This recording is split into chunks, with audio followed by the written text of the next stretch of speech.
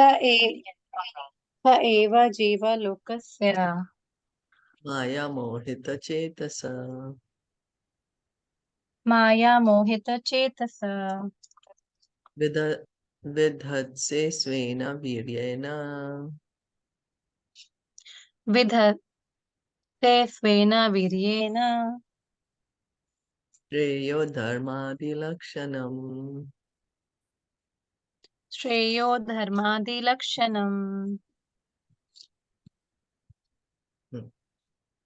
Translation. And yet, though you are beyond the purview of the material energy, you execute the four principles of liberation characterized by religion and so on for the ultimate good of the conditioned souls. Purport. The personality of Godhead, Sri Krishna, out of his causeless mercy, descends to the manifested world without being influenced by the material modes of nature. He is eternally beyond the material manifestations.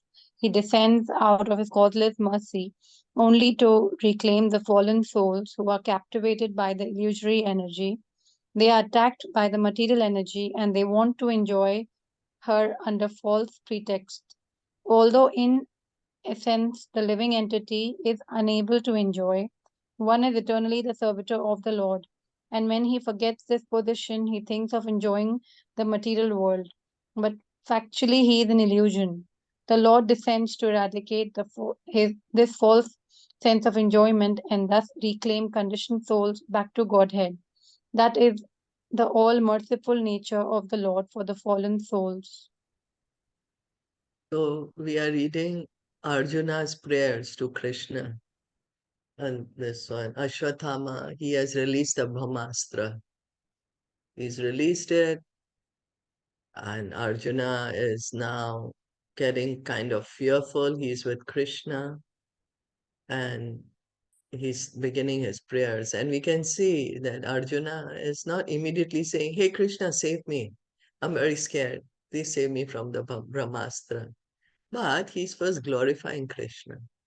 This is how the devotees pray to Krishna. They first glorify Krishna's position, Krishna's qualities. So here in this verse, Arjuna is telling Krishna that you come to the material world, but you are not subjected to illusion. You're not under the modes of nature. Because someone may think, well, when God comes to the material world, his body is also material. He's also being conducted by modes of nature. No, when God comes, he is not under the modes of nature. He's always the controller of the material nature. Devi Esha Gunamai, Mama Maya Duratyaya, Krishna says. Maya Dyakshena Prakriti Suyate Sacharacharam. He says this in Bhagavad Gita that this divine energy, she's mine. She's under my supervision. So he's never under the control of the modes. Just like if a king is visiting the prison, he is not subject to wear the prison uniform. He is not subject to the prison rules. He can come and go as he likes. He's just visiting. Similarly, Krishna is visiting. Now, why is he visiting to the material world? It's not a very nice place to come to. He's coming from the spiritual world, which is a much better place. So now, why is he coming? Here we understand Krishna's mood. Arjuna is saying, why you're coming? He's coming out of his mercy. Mercy for who? Mercy for us. Mercy for us that because we are so captivated by this material energy, we are thinking we are the body, we have completely forgotten we have a loving relationship with Krishna, which is eternal. And we are thinking that this material energy belongs to us. We want to control the material energy. We want to enjoy the material energy, but actually we are unable to. We may think we are, but that is our illusion. So our eternal position, Jivera Swarubhai Krishna Nityadas. Lord Chaitanya says that. Jivera Swarubhai Krishna Nityadas, that our Swarup Our constitutional position is Krishna Nityadas. We are eternally servants of Krishna. But we completely forgotten that. So Krishna comes to help us to, to remember our real position, to bring us back to the spiritual world.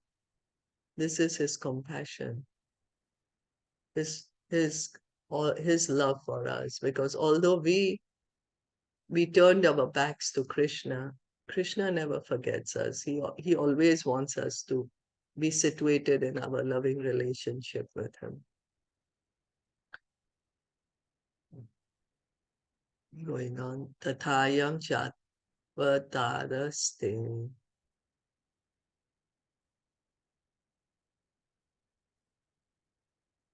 Tathayam chavatraste Bhuvo Bharaje Shaya. bhuvo bharajetsaya Swanam Chananya Bhavanam. swanam chananya bhavanam Anudhyanaya Chaskrit. anudhyayana yachaskrit. Translation. Thus you descend as an incarnation to remove the burden of the world and to benefit your friends, especially who are your exclusive devotees and are constantly wrapped in meditation upon you. Purport. It appears that the Lord is partial to his devotees. Everyone is related with the Lord. He is equal to everyone, and yet he is more inclined to his own men and devotees. The Lord is everyone's father. No one can be his father, and yet no one can be his son. His devotee are his kinsmen, and his devotee are his relations. This is his transcendental pastime. It has nothing to do with mundane ideas of relations, fatherhood, or anything like that. As mentioned above, the Lord is above the modes of material nature, and thus there is nothing mundane about his kinsmen and relations in devotional service. So Arjuna is saying that you are especially favorable to your devotees. You benefit, you come, paritranaya sadhunam vinashaya cha duskritam. You come to remove the burden of the world and paritranaya sadhunam, to protect the devotees. So Krishna says that in Bhagavad Gita, Arjuna is saying the same thing here. So the Lord actually is equal to everyone. Krishna is equal to everyone, just like a kind father is equal to all his children. But there may be one child who's telling the father, I don't want to live with you, I want to go away from you. So the child the father out of the love says, okay, my dear son, okay, you go live separate. And one child is saying, my father, I want to live with you, I want to eat with you, I want to go out with you, I want to play with you. So the father reciprocates, yes, my child, let's do that. So automatically, the father is going to spend more time with the child who wants to be with him. So superficially, it may appear that the father is partial, but the father is equal to everyone. But yet he's partial to the devotees because he loves the devotees, love him, and God loves his devotees. And so he's both. It sees both ways because the relationship is there. The sweet relationship between the devotee and God is there. So automatically there is more interaction, more love there. Love is equal, but automatically more reciprocation will be there. So we may think that the relationships with God is like our material relationship, but no, it's not material at all. It's all on the transcendental past, platform. It's his pastime. His pastime that Nanda Maharaj and Yashoda are his parents. and that, that his friends. So it's not material. God has no father. He's the origin of everyone, because someone may think, oh, well, then he's not the origin if he has a father too. Well, it's for the sake of pastimes. That and his father, his mother, his personal friends, they're all expansions of his own internal potency, because no one else can become the father or mother of God. So they are expansions of his own internal potency. So it's not material. His relationships are not material, all transcendental. Is that okay? Yes, yes. Kim idam swit kuto veti, Kim idam svit koto veti. deva deva na vedmi aham, Deva devana vesmi aham. sarvato mukham ayati, Sarvato mukham ayati. teja paramadarunam. Teja paramandarunam. Translation. O Lord of Lords, how that this dangerous effulgence is spreading all around. Where does it come from? I do not understand it. Purport. Anything that is presented before the personality of Godhead should be so done after due presentation of respectful prayers. That is the standard procedure. And Sri Arjuna, although an intimate friend of the Lord, is observing this method for general information. Hmm. So Prabhupada is saying Arjuna is so close to Krishna. They are friends. They are laughing together, joking together. But now that Arjuna is coming up with this fearful situation of the Brahmastra, he's still following the procedure. What is that? First glorifying the Lord. He's glorifying the Lord and his qualities. And now he's presenting, oh, this Brahmastra is there. Shri Bhagavan Vacha.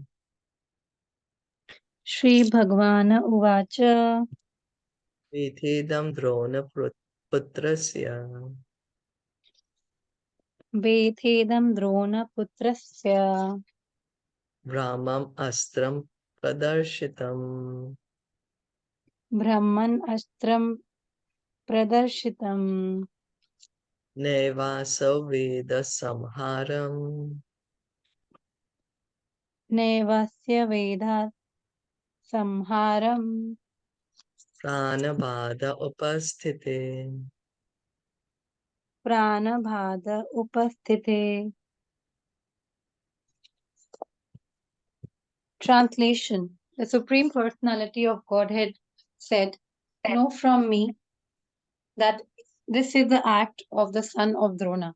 He has flown the hinds of nuclear energy, Brahma Shastra, and he does not know how to retract the glare. He has helplessly done this, being afraid of imminent death. Purport. The Brahma Shastra is similar to the modern nuclear weapon manipulated by atomic energy. The atomic energy works wholly on total combustibility, and so the Brahmastra also acts. It creates an intolerable heat similar to atomic radiation. But the difference is that the atomic bomb is a gross type of nuclear weapon, whereas the Brahmastra is a subtle type of weapon produced by chanting hymns. It is a different science, and in the days gone by, such science was cultivated in the land of Bharatavarsha. The subtle science of chanting hymns is also material, but it has yet to be known by the modern material scientists.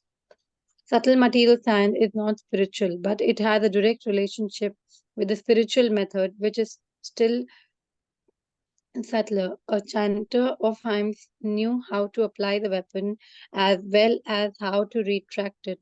That was perfect knowledge. But the son of Dronacharya, who made use of this subtle science, did not know how to retract. He applied it being afraid of his imminent death, and thus the practice was not only improper but also irreligious.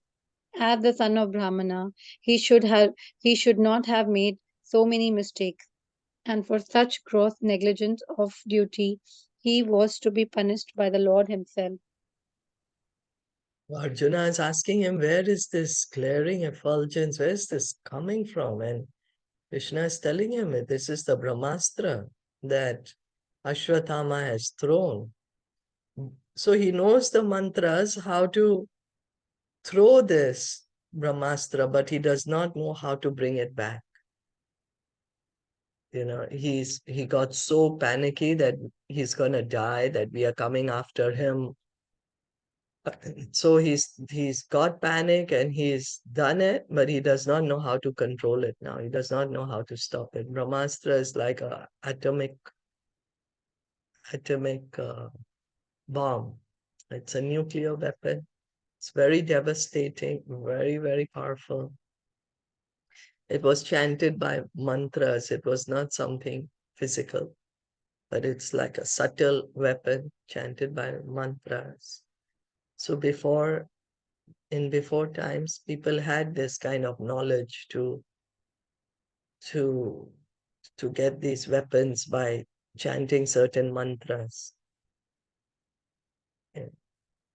So here Prabhupada is pointing out that Ashwatthama, he was a son of a Brahmana. He shouldn't have done all these things, but he's done so many mistakes, and so now he would be punished by the Lord. Nahi asyan yatmam kinchet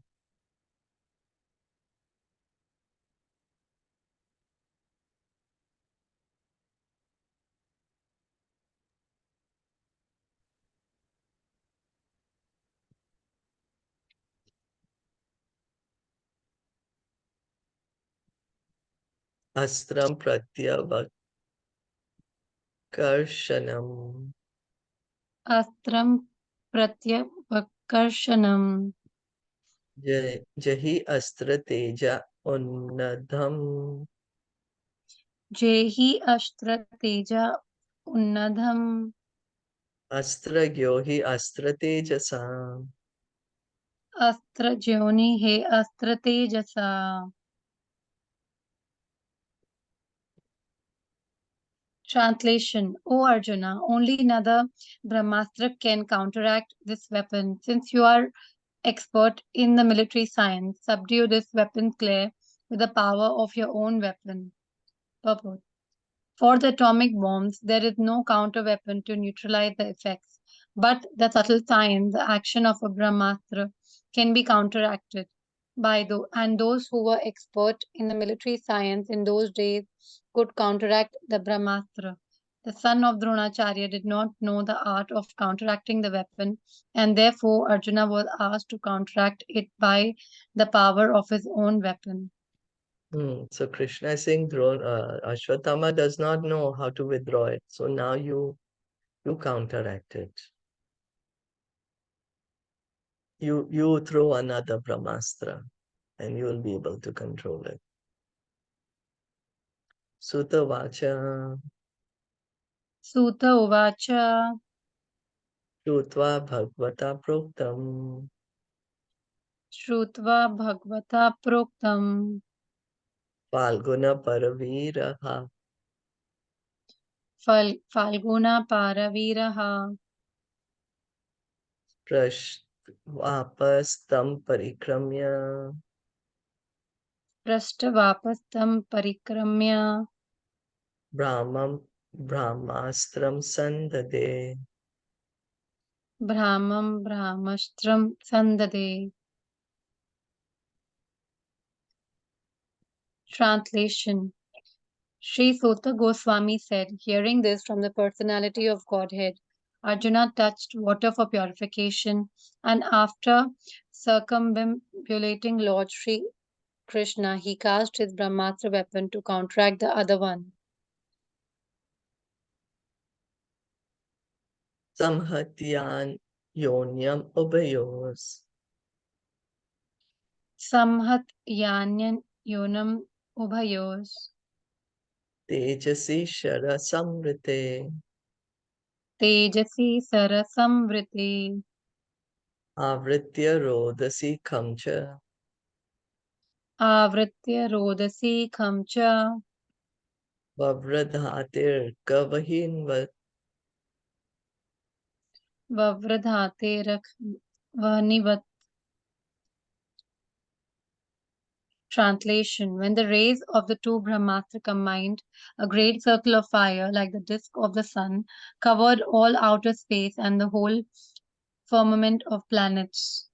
Purport: the heat created by the flash of a Brahmastra resembles the fire exhibited in the sun globe at the time of cosmic annihilation. The radiation of atomic energy is very insignificant in comparison to the heat produced by a Brahmastra. The atomic bomb explosion can at most blow up one globe, but the heat produced by the Brahmastra can destroy the whole cosmic situation.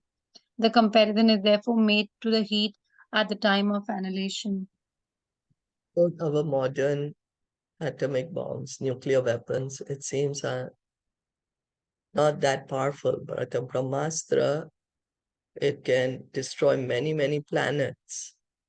Our atomic bomb can maybe blow up our entire one planet, but this Brahmastra can, you know, devastate many, many planets, destroy the whole cosmic situation. So the very powerful.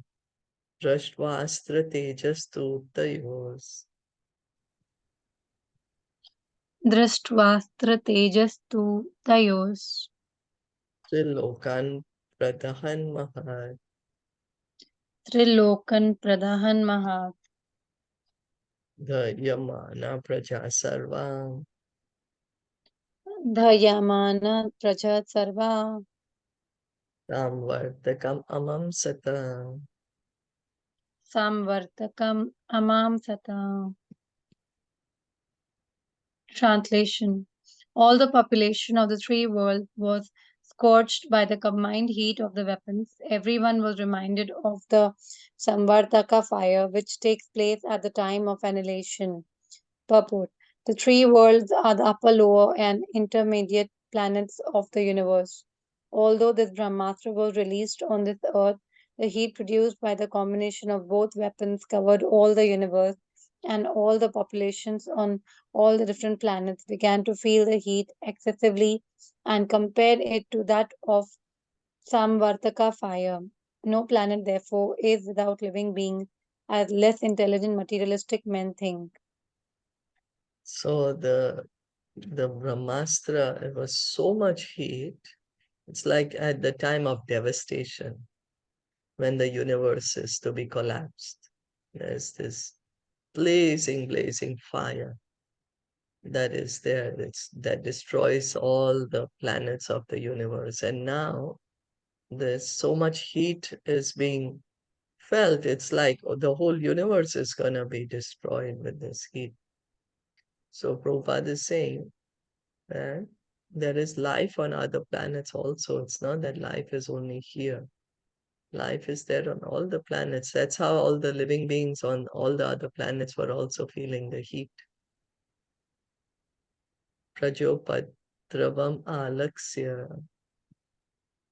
Prajopadravam alaksya. Loka vyatikaram chatam. Loka vyatikaram chatam. Matam cha vasudevasya. Matam cha vasudevasya. Sanjahararjunodvayam. Sanjahara Arjunodvayam. Does anyone else wants to read?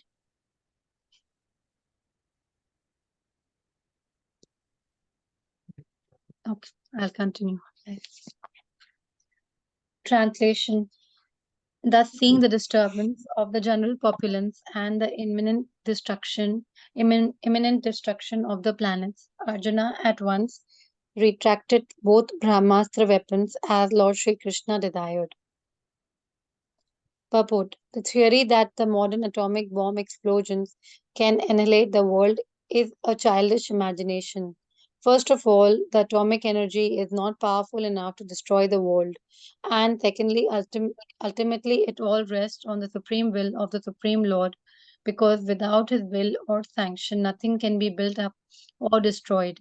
It is foolish also to think that natural laws are ultimately powerful. Material nature's law works under the direction of the Lord, as confirmed in the Bhagavad Gita. The Lord says there that natural laws work under his supervision. The world can be destroyed only by the will of the Lord and not by the whims of tiny politicians. Lord Sri Krishna desired that a weapon released by both Drauni and Arjuna be with, withdrawn, and it was carried out by Arjuna at once. Similarly, there are many agents of the all powerful Lord, and by his will only can one execute what he desires. So Krishna desired now because everyone was feeling, otherwise the whole universe would kind of collapse. And everyone was feeling distressed. So Krishna is telling Arjuna, now you retract the weapon. Because only one Brahmastra could counteract the other one. So now Krishna is telling Arjuna, okay, you retract it, and Arjuna retracts it. So Prabhupada is pointing out that everything is happening on the will of the Supreme Lord. This material nature, the material world, all the functioning is happening by the will of Krishna. Not even a blade of grass moves without the will of the Lord. But with his will, with his sanction, the sun is rising every morning, setting every evening. We have been reading a section of the fifth canto where all these planets and their orbits, it's all described in so much detail, and how the position of each planet, how there's so much perfect design and their orbits, and everything is happening under Krishna's supervision. Krishna himself says, Mayati Akshena Prakriti, Suyate Sacharaja. He says that in Bhagavad Gita. So the material laws, the nature, the laws are there, but who is the lawmaker? It's Krishna. It's by Krishna's will that everything is being conducted. Tat asadya tarasa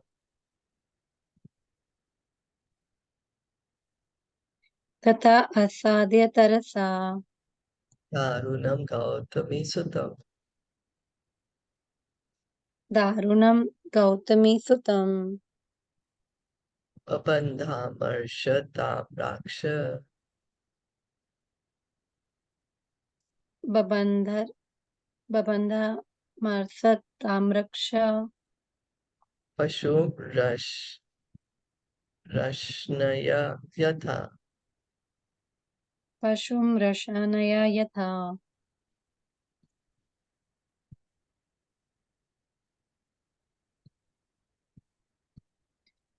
Translation: Arjuna, his eyes blazing in anger like two red balls of copper, dexterously arrested the son of Gautami and bound him with ropes like an animal. Purport: Ashwadhama's mother, Kripi, was born in the family of Gautama. The significant point in the shloka is that Ashwadhama was caught and bound up with ropes like an animal. According to Sridhara Swami, Arjuna was obliged to catch the son of Brahmana like an animal as a part of his duty dharma. This suggestion by Sridhara Swami is also confirmed in the later statement of Sri Krishna. Ashwadhama was a bona fide son of Dronacharya and Kripi, but because he had degraded himself to a lower status of life, it was proper to treat him as an animal and not as a Brahmana. So Kripi was Ashwatthama's mother. She's born in the family of Gautam. That's why he's being called son of Gautami. And he's actually a Brahmana. He's a son of a Brahmana, so he shouldn't be treated this way. But by his activities, he's degraded himself so much. He's done such heinous acts. So it's proper to treat him like this, catching him with ropes like an animal. This is according to Sridhar Swami.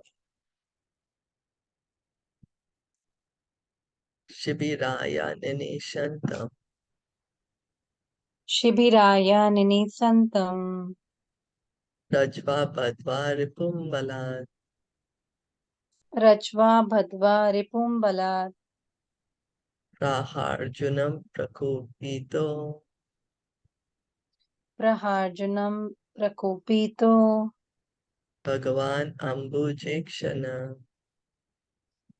Bhagavan Ambujaksana. Translation. After binding Ashwadhama, Arjuna wanted to take him to the military camp. The personality of Godhead, Sri Krishna, looking on with his lotus eyes, spoke to Arjuna in an angry mood. Purport. But both Arjuna and Lord Sri Krishna are described here in an angry mood. But Arjuna's eyes were balls of red copper, whereas the eyes of the Lord were like lotuses. This means that the angry mood of Arjuna and that of the Lord are not on the same level. The Lord is transcendent, and thus he is absolute in any stage. His anger is not like the anger of a conditioned living being within the modes of qualitative material nature. Because he is absolute, both his anger and pleasure are the same. His anger is not exhibited in the three modes of material nature. It is only a sign of his bent of mind toward the cause of his devotee, because that is his transcendental nature. Therefore, even if he is angry, the object of anger is blessed. He is unchanged in all circumstances. So in the previous verse, we heard Arjuna was angry and his eyes were burning. His eyes are burning like balls of red copper. And here Krishna is also angry, but his eyes are like lotus. So both are angry, but there's a difference uh, in their anger, in their mood. Because Lord Krishna, he's never under the modes of nature. Never. He's always transcendental. So even if he's angry, it's transcendental anger. Because one may think, oh, Krishna is acting under the modes. How is he? He's God, so how can he be under the modes? No, that's why these things are being pointed out. He's not under the modes, it's absolute. So Prabhupada is explaining his anger and his pleasure, they are same because it's on the absolute level. So it's for the good of everyone. When we get angry, we may be very harmful to ourselves and to others, but not Krishna. Not Krishna. His uh, even if he's angry with someone, that person is blessed. For example, when he was killing the demons, they were getting liberated. So it was for their own good. Otherwise, how many lifetimes people have to take to become liberated? So Krishna is all good. Whatever he does is all transcendental. Mainam parthar asitratum Menam Parthar Hasitratum brahma bantum imam jahi Brahma Bandhum Imam Jahi yosab anagasa suktan Yosef Anagasa Suptan avadin nishibalakam. Avadhin Nishi Balakan. Translation. Lord Sri Krishna said, O Arjuna, you should not show mercy by releasing this relative of a Brahmana Brahmabandhu, for he has killed innocent boys in their sleep. Purport: the word Brahmabandhu is significant. A person who happens to take birth in the family of a Brahmana, but is not qualified to be called a Brahmana, is addressed as a relative of a Brahmana and not as a Brahmana. The son of a high court judge is not virtually a high court judge, but there is no harm in addressing a high court judge's son as a relative of the honorable justice. Therefore, as by birth only one does not become a high court judge, so also does not become a Brahmana simply by birthright, but by acquiring the necessary qualifications of a Brahmana. As the High Court judgeship is a post for the qualified man, so also the post of a Brahmana is attainable by qualification only. The Shastra enjoins that if good qualifications are seen in a person born in a family other than that of a Brahmana, the qualified man has to be accepted as a Brahmana. And similarly, if a person born in the family of a Brahmana is void of the Brahmanical qualification, then he must be treated as a non Brahmana, or in better terms, a relative of a Brahmana. Lord Sri Krishna, the supreme authority of all religious principles, the Vedas, has personally pointed out these differences and he is about to explain the reason for this is for this in the following shlokas. So Krishna is telling Arjuna that, you know, don't be merciful to him. You have captured him, and he needs the proper punishment. Why? Because he's killed these innocent boys in their sleep. It's very, very horrible thing to do. And Krishna is addressing Ashwatthama as relative of a Brahmana, Brahmapantu. So we can see that Krishna is not saying that one is a Brahmana just because one is born in the family of a Brahmana. Ashwatthama is born in the family of a Brahmana. But Krishna is not calling him a Brahmana here because his activities are not that of a Brahmana. So he's calling him a friend of a Brahmana. Prabhupada is explaining, just like somebody is born in the family of a high court judge, doesn't mean he is going to become a high court judge. Nobody is going to tell him, yes, you please come to this court and give us the ruling. No. Why? Because he's not qualified himself as such. But yes, he can be called as a son of a high court judge. That's no harm in that. But because he himself is not qualified as a high court judge, he's not going to be called as a high court judge. Or like a doctor, somebody's born in a family of doctors, somebody father, grandfather, great-grandfather, uncle, all are doctors, but he himself didn't study. So he's not going to be called a doctor. Same for Brahmana. One has to qualify himself to be, qualify oneself with the Brahmanical qualities to be called as a Brahmana. So then one may be born in the family not of Brahmanas. But if one's qualities are that of a Brahmana, then he's called a Brahmana. So it's not based on birth, but on qualifications, the qualities one has acquired. So even if one is not born in a family of Brahmana, if his qualities are Brahmanical, he has to be accepted as a Brahmana.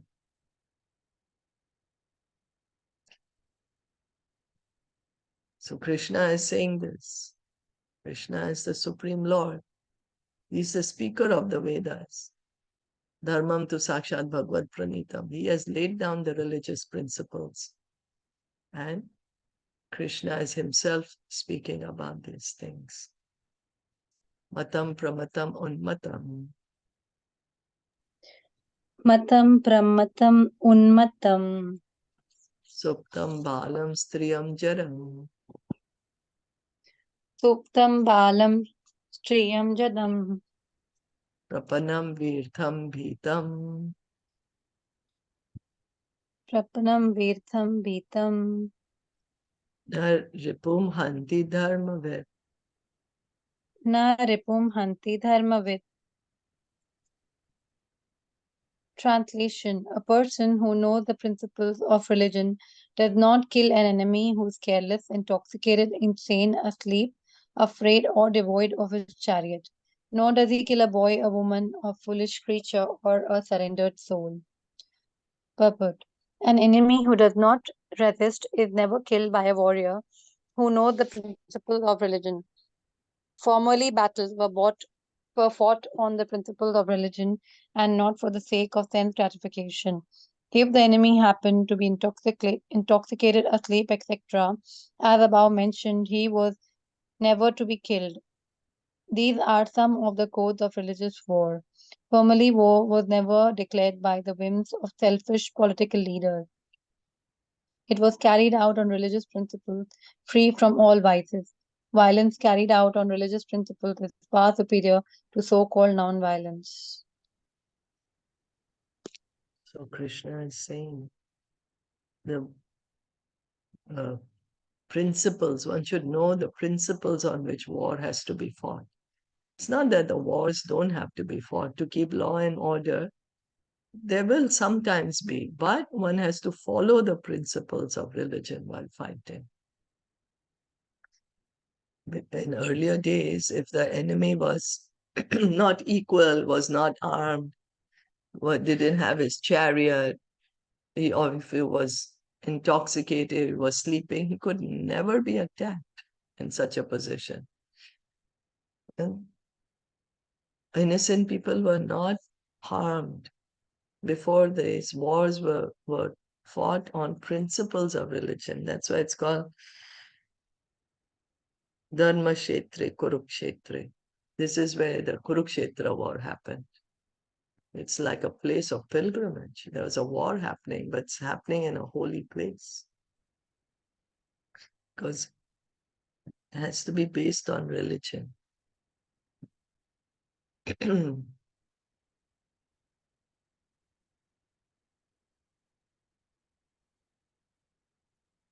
Swaprananya paraprane. स्वप्राणं यः पारप्राणैः Prapushnati ahagrana kala. प्रपुंसति अग्रणः खला Tadvadastasya hi shreyo. तद्वश तस्य हि श्रेयो Yaddoshadhyati adapuman. यद्दोषात् यति अधः पुमान्. Translation: a cruel and wretched person who maintains their existence at the cost of others deserves to be killed for his own well being. Otherwise, he will go down by his own actions. Purport: a life for a life is just punishment for a person who cruelly and shamelessly lives at the cost of another's life. Political morality is to punish a person by a death sentence in order to save a cruel person from going to hell. That a murderer is condemned to a death sentence by the state is good for the culprit because in his next life he will not have to suffer for his act of murder. Such a death sentence for the murderer is lowest possible punishment offered to him, and it is said in the Smriti Shastra that men who are punished by the king on the principle of a life for a life are purified for all their sins, so much so that they may be eligible for being promoted to the planets of heaven. According to Manu, the great author of civic codes and religious principles, even the killer of an animal is to be considered a murderer because animal food is never meant for the civilized man, whose prime duty is to prepare himself for going back to Godhead. He says that in the act of killing an animal, there is a regular conspiracy by the party of sinners, and all of them are liable to the punished exactly like exactly like a party of conspirators who kill a human being combinedly. Combinedly, he who gives permission, he who kills the animal, he who sells the slaughtered animal, he who cooks the animal, he who administers distribution of the foodstuff, and at last, he who eats such cooked animal food are all murderers, and all of them are liable to be punished by the laws of nature. No one can create a living being despite all advancement of material science, and therefore no one has the right to kill a living being by one's independent whims.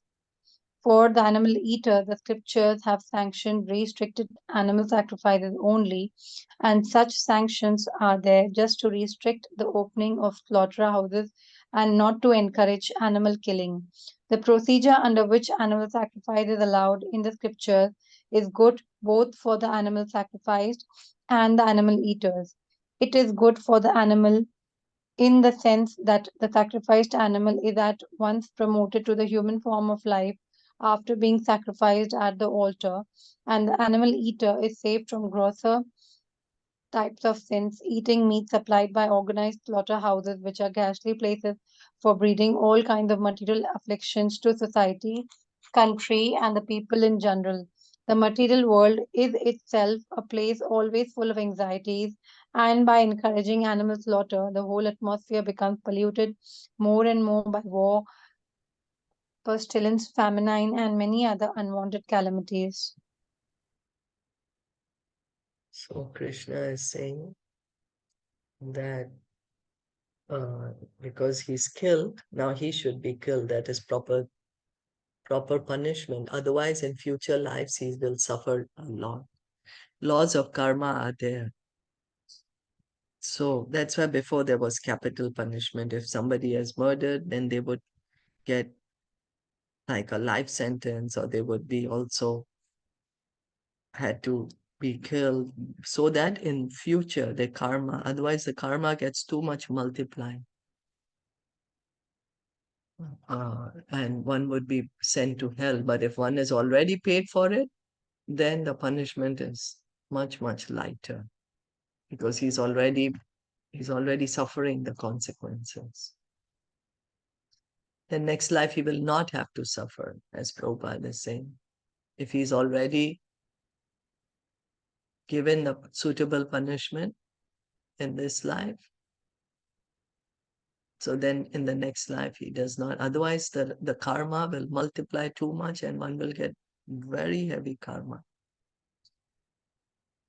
So here Prabhupada is saying, Smriti Shastra is saying that those who are punished by the king on the principle of life for a life are purified of all their sins, so much so that they may be eligible for being promoted to the planets of heaven. So if someone may have killed someone, but then the king will order, okay, so the murderer also should be killed, so that the murderer can be purified of all his sins, and so much so that he can also go to heaven, because he's now free from all those sins. So that's the reason all these laws are made, they're given by God himself. In the Manu Shastra, in the Smriti Shastra. So, and also Prabhupada is pointing out that even animal killing, one who's giving permission, who's killing the animal, who's selling it, who's cooking, who is distributing, and who's eating, all are implicated in the sinful activity of killing an animal. But that's the laws of nature. Because we do not have the right to take away anyone's life, because we are not able to give anyone life. Animals also have souls. Animals are also living entities. They also souls. They are going through their own cycle of evolution.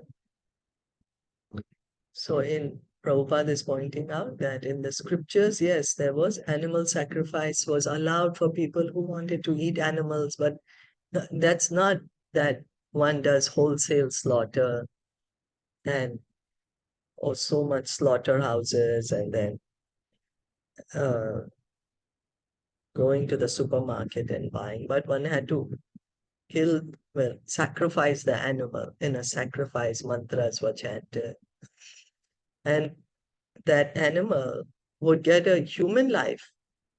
There were like these mantras were chanted, so that the animal that was being sacrificed is actually, it's good for him, because otherwise it would take him many lives to come Many different species he would have had to go through to come to human life.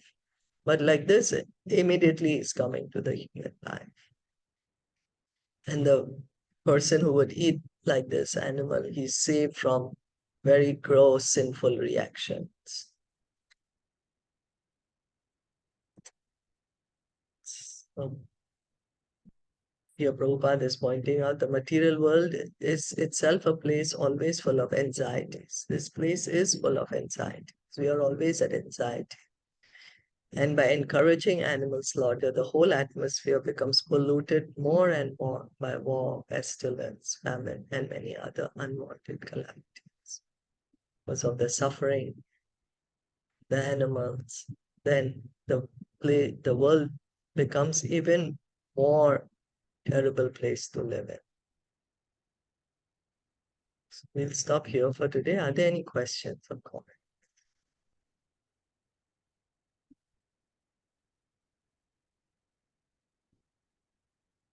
Prabhupada ki jai.